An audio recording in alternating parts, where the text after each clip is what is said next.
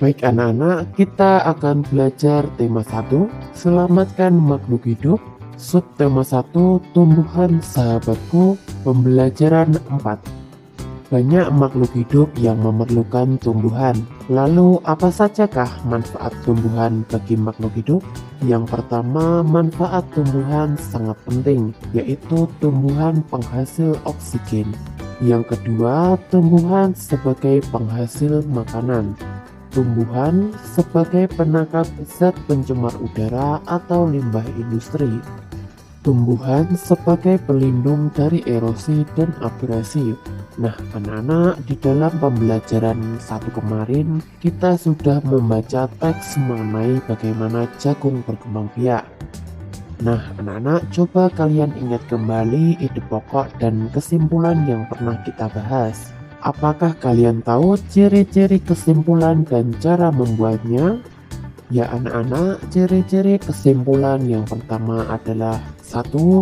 Menggunakan bahasa yang baik dan benar. 2. Menggunakan bahasa yang mudah dipahami. 3. Berisi pokok pembicaraan. 4. Menggunakan penarikan secara umum dari kalimat fakta sebelumnya. 5. Tidak berbelit-belit. 6. Berupa fakta dan jelas. Adapun cara untuk dapat menyimpulkan teks adalah sebagai berikut. Coba kalian perhatikan secara baik-baik ya. 1. Membaca teks. Langkah pertama dalam membuat kesimpulan, tentunya saja kamu harus membaca teks asli untuk dapat mengetahui kesan umum serta maksud dari penulis atau pengarang. Kedua, menentukan kalimat utama. Tentukan kalimat utamanya. Kalimat utama merupakan kalimat yang mengandung gagasan utama dari sebuah paragraf. Nah, anak-anak, biasanya kalimat utama itu terletak di awal atau di akhir suatu paragraf. 3. Buatlah kesimpulan. Susunlah kalimat berdasarkan dengan inti kalimat agar menjadi sebuah kesimpulan. Nah, anak-anak, menjaga tumbuhan sudah menjadi kewajiban kita semua. Kita harus bekerja sama dengan orang lain. Kerjasama merupakan wujud penerapan dari salah satu sila Pancasila. Apakah kalian tahu sila keberapakah itu? Kerjasama dengan orang lain merupakan pengamalan sila ketiga. Kenapa sila ketiga? Apakah kalian tahu? Ya, karena dengan kerjasama di antara kita semua dapat membuat sebuah ikatan yang erat. Ikatan yang erat itu dapat membuat persatuan dan kesatuan bangsa semakin kokoh. Itulah mengapa kerjasama merupakan pengamalan sila ketiga. Nah, bagaimanakah anak-anak? Apakah kalian sudah paham terkait dengan materi yang diberikan? Baik anak-anak, kita akan belajar tema 1. Selamatkan makhluk hidup. Subtema 1, tumbuhan sahabatku, pembelajaran 5. Apakah kalian sudah siap untuk belajar? Mari kita mulai. Bagaimana menurutmu pengaruh kondisi geografis bagi kehidupan manusia?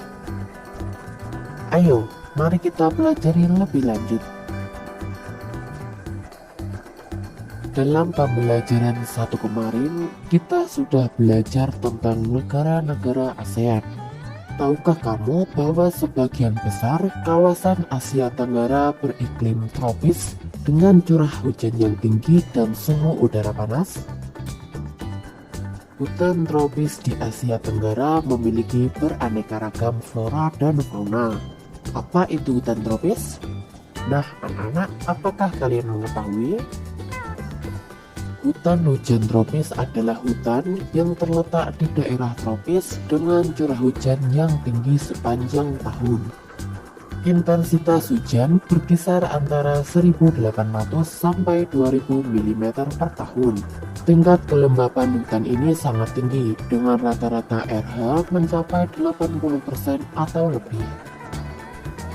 Nah, hampir semua negara di kawasan Asia Tenggara juga memiliki wilayah laut. Laut banyak memberi manfaat terkait sumber daya alam. Apa sajakah itu?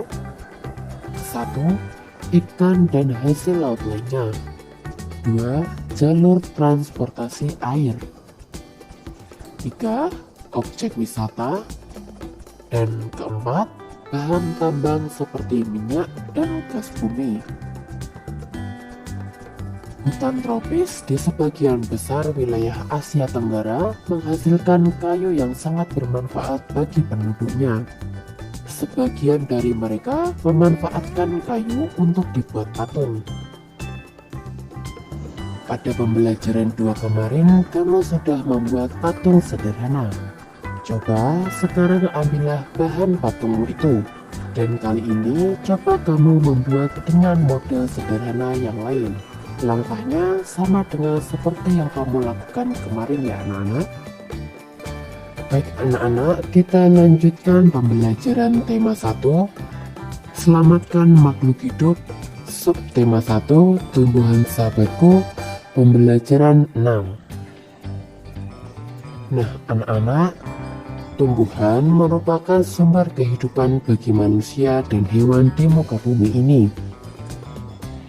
Ada beberapa jenis tumbuhan yang dapat memberikan sumber energi dan dapat menjaga kesehatan manusia.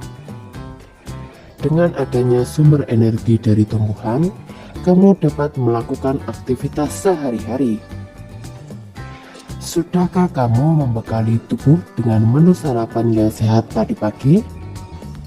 Nah, anak-anak, sarapan sangat penting untuk bekal selama keseharian beraktivitas.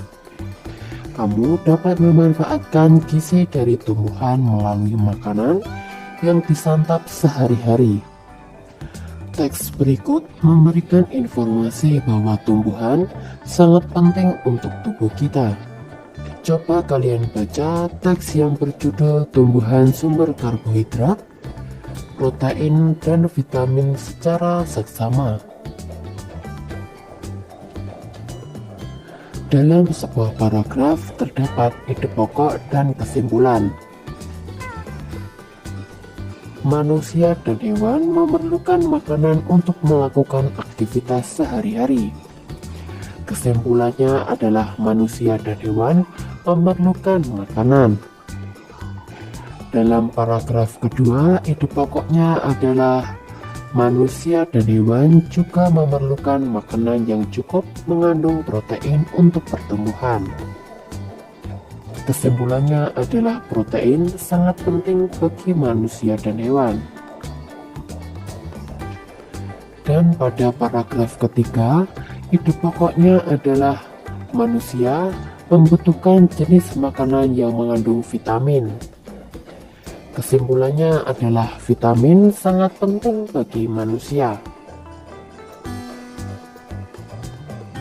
Nah anak-anak, kita telah menentukan ide pokok dan kesimpulan dari tiap-tiap paragraf.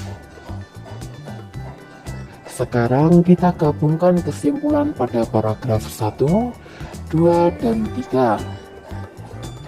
Kesimpulan dari seluruh teks bacaan mengenai tumbuhan sumber karbohidrat, protein, dan vitamin adalah manusia dan hewan memerlukan makanan yang mengandung protein dan vitamin. Protein untuk pertumbuhan seperti tumbuh tinggi, besar, dan mengganti sel-sel yang rusak dalam tubuh. Vitamin diperlukan untuk menjaga kesehatan dan melindungi tubuh kita dari serangan berbagai penyakit. Kita sudah belajar mengenai pentingnya tumbuhan bagi kehidupan. Dalam merawat tumbuhan, kita tidak bisa melakukannya sendiri. Kita butuh kerjasama dengan orang lain. Orang-orang di sekitarmu mungkin, atau teman di sekolahmu. Dalam merawat tumbuhan, kita tidak bisa melakukannya sendiri. Kita butuh kerjasama dengan orang lain. Orang-orang di sekitarmu mungkin, atau teman di sekolahmu. Kerjasama adalah wujud dari penerapan sila ketiga, yaitu Persatuan Indonesia. Contoh penerapan sila Persatuan Indonesia terkait dengan merawat kebun atau tanaman sekolah. Coba kalian dengarkan cerita berikut dengan seksama ya anak-anak. Bersama-sama merawat kebun sekolah. Sekolah kami memiliki lahan kosong yang cukup luas. Kepala sekolah dan para guru berinisiatif untuk mengubah lahan kosong tadi menjadi lahan yang produktif. Para siswa pun diajak untuk ikut serta dalam mengubah lahan kosong menjadi kebun. Siswa dari semua kelas dibagi jadwal untuk merawat dan menanam tumbuhan di kebun sekolah. Berkat kerjasama semuanya, kini kebun sekolah menjadi tempat yang sangat bagus. Pohonnya rindang dan udaranya pun sejuk.